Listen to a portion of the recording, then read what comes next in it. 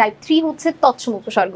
তৎসম উপসর্গের জন্য আমরা বেশ কিছু ছন্দ ব্যবহার করব যেন আমরা মনে রাখতে পারি খুব সহজে। তাহলে দেখো এখানে আমি একটা ছন্দ লিখেছি, সুচরিত্রের অভি ও অপি অতি দূর থেকে তাদের প্রথম পরাজয়ের সমপরিমাণ অপমান, অবমাননা, অনুতাপ ও উৎপীড়ন নিবারণের জন্য নিরক্ষর উপনেতার অধিষ্ঠানে আগমন ও বিচরণ করতো। ঠিক আছে, এটা তোমরা দেখতেই পাচ্ছ। এখানে ছন্দটাতে বলা হয়েছে যে দুজন খুবই ভালো চরিত্রের বন্ধু বা ভাই, একজনের নাম অভি আরেকজনের নাম অপি। এটা অপি হবে, ঠিক আছে, প হবে।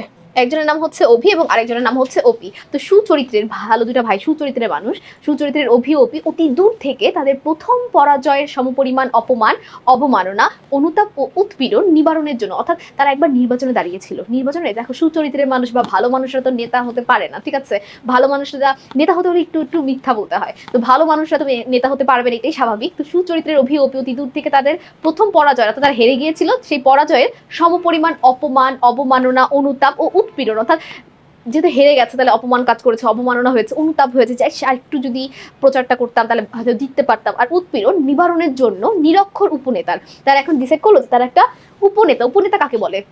নেতার যে চেলা থাকে, ঠিক আছে, ছোট নেতা, পাতি নেতা, তাদের বলে উপনেতা। তো নিরক্ষর, যার অক্ষর জ্ঞান নেই, অর্থাৎ অশিক্ষিত একটা উপনেতা আছে এলাকার, সেই উপনেতার অধিষ্ঠানে আগমন ও বিচরণ করে, অর্থাৎ যাওয়া আসা করতেছে, জানি ওই উপনেতার কাছ থেকে তারা কিছু শিখতে পারে এবং পরের নির্বাচনে যেন তারা জিততে পারে। ঠিক আছে, তাহলে এখানে বেশ কিছু তৎসম শব্দ আছে, যেমন সু, অভি, অপি, অতি, দূর, তারপর হচ্ছে প্র, পরা, সম, পরি, অপ, অব, অনু, উত, নি, তারপর হচ্ছে নির, উপ, অধি, সরেয়া এবং বি, এগুলো হচ্ছে আমাদের তৎসম উপসর্গ। এই ছন্দের দ্বারা বা এই দুটো ভাইকে, সুচরিত্রের ভালো দুটো ভাইকে কল্পনা করে এই ছন্দটা মনে রাখতে পারলে আমরা খুব সহজে বাকি তৎসমগুলো মনে রাখতে পারবো।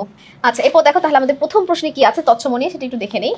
কোন উপসর্গগুলো বাংলা ও তৎসম উভয় ক্ষেত্রেই প্রযোজ্য? এটা আমরা জানি, আমরা এর আগের টাইপে বাংলা ছন্দ দেখে এসেছি, এই টাইপে এসে আমরা তৎসমের ছন্দ পেয়ে গিয়েছি। তাহলে আমাদের জানার কথা যে আশুবিনী, এটা বাংলাতেও ছিল, একসাথে তৎসমতেও আছে। তাহলে দেখি তো আমাদের আশুবিনী কোথায় আছে। এই যে 4 নম্বরে। অপনোদন শব্দের অপ উপসর্গটি ব্যবহার করা হয়েছে কোন অর্থে? এটা অবশ্যই একটা তৎসম উপসর্গ, যেটা অর্থ হচ্ছে স্থানান্তর করা। কোন বাক্যে দুটি উপসর্গ ভিন্ন অর্থ ব্যবহার হয়েছে? আচ্ছা, আমরা একটু দেখি কোন বাক্যে আমাদের ভিন্ন অর্থ প্রকাশ করলো। দেখো কোন বাক্যে দুটি উপসর্গ ভিন্ন অর্থ ব্যবহার করা হয়েছে। অচিন দেশের অচেনা মানুষ, অজ পাড়াগাঁয়ের অজমূর্খ, সুদিনে সুকাজ সম্পন্ন হয়, ইতিপূর্বে এই ইতিহাস শুনিনি। তাহলে এখানে দেখো অচিন দেশের অচেনা মানুষ, এটাই হচ্ছে ভিন্ন অর্থ ব্যবহার করা হয়েছে। বাকিগুলো কিন্তু অজ সেম অর্থ প্রকাশ করছে, সু ভালো অর্থ প্রকাশ করছে, ইতি একই অর্থ প্রকাশ করছে, শুধুমাত্র প্রথমটাই অচিন এবং অচেনা একই অর্থ প্রকাশ করে না। এরপর দেখো নিচের কোনটি উপসর্গ?